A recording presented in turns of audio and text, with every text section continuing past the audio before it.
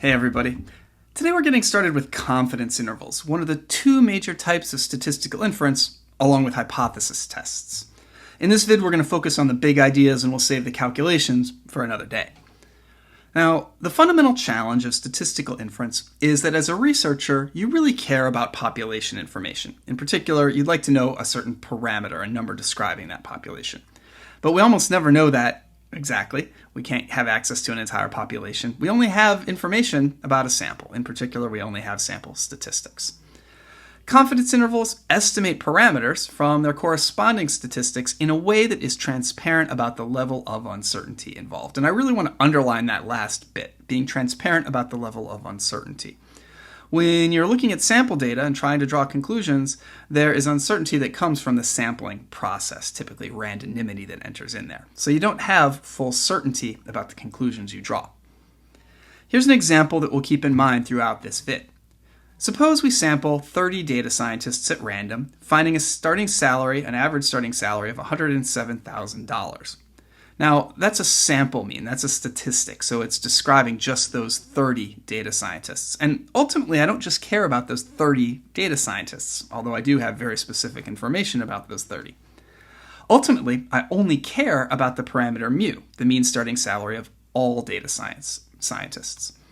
And so, although that's the thing that is important to me, I don't actually have access to it. So I'm trying to make the leap from the thing that I know but don't care about to the thing that I don't know but do care about.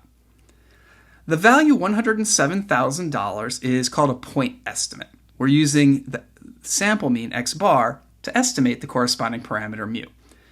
That sample mean, that point estimate, is a logical guess based on the sample data that we have. A logical guess for that parameter value. And that's wonderful. The problem is that guess is almost certainly wrong. The parameter mu is unlikely to be exactly $107,000, although it's reasonable to think that it probably is somewhere close. So instead of a point estimate for mu, we're better off giving an interval estimate. Something like mu is between $103,000 and $111,000. On the plus side, this is more likely to be correct in the sense that the true parameter will lie in that range. On the other hand, it's less specific than the point estimate. We're here being more vague by just giving a range of possible values. Oftentimes we write an interval like this in the second form that I have here. Mu equals $107,000 plus or minus $4,000. And that's a form where we can see the point estimate of $107,000, the individual value that would be our single best guess at the parameter.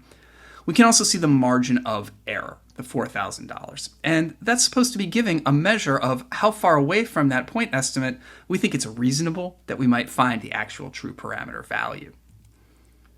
An interval estimate is less specific than a point estimate, but it's more likely to be correct. And the bigger you make your margin of error, the more that's likely to be true. So there's a trade-off between making a larger margin of error and having more certainty about being right, but also being more vague in your estimate. Unfortunately, no matter how wide an interval we choose, there's still going to be a chance that it won't include the true parameter. For instance, we might just happen to have gotten a random sample of 30 very underpaid data scientists to give us a sample mean of $107,000. And that can happen even if the actual parameter, the starting salary of all data scientists, were $150,000. So even a pretty wide interval centered at $107,000 would still miss that true parameter. The best that we can hope for is to make a probabilistic statement, to use a procedure for building our confidence interval that captures the true parameter a high percentage of the time. And a lot of times the value 95% of the time is used. There's nothing magical about that number. It's just considered to be a fairly high chance that you're going to actually get the right answer, that the true parameter will be in the interval that you construct, without making the margin of error too wide to the point where it becomes useless. This is called a level C confidence interval, where C is a percentage and is called the confidence level of the confidence interval. Notice, by the way, that the randomness here is coming from the sampling procedure, not from the parameter itself. The parameter itself, for instance, the mean starting salary of all data scientists, is just fixed. The thing that is different is we just don't know it. So the randomity comes from the confidence interval construction procedure. And when we say 95% chance, that's what we're referring to.